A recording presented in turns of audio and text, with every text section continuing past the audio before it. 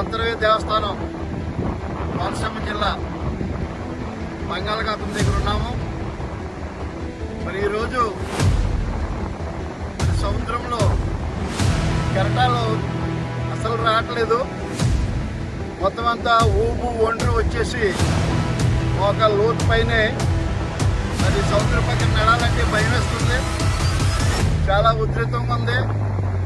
మరి చాలా భయంగా ఉంటూ జనమంతా ఎప్పుడు కనీ విండి తిరిగినట్టుగా ఇక్కడ ఒండ్రేయటం ఏంటి, రాగిడి రావటం ఏంటి, మరి మోక లోతు పైనే మరి రాగిడి వచ్చేసింది. సముద్రం అయితే కెరటాలు అసలు ఏమీ కనిపిస్తలేదు.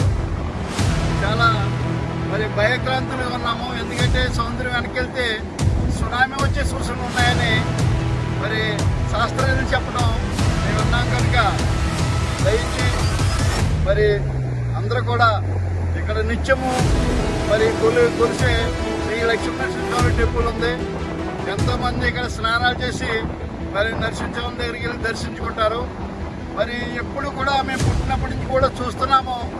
ఎప్పుడు కూడా ఈ విధంగా మరి ఒండ్రేయటం, మరి రాగిడి మోక లోతు పైన లోనికి వెళ్తే ఇంకా చాలా మునిగిపోయి చనిపోయే పరిస్థితులు ఉంటాయి కనుక ఇక్కడ ఒడ్డునే కాళ్ళు మోక లోతు దిగిపోతున్నాయి.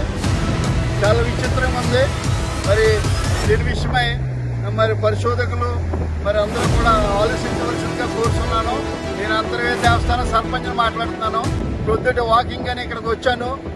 ప్రతిరోజు కూడా వాకింగ్ వస్తూ ఉంటాను. అయితే ఈరోజు చాలా విచిత్రంగా కనిపించింది. మరి చాలా థ్యాంక్స్. అందరికీ నమస్కారం.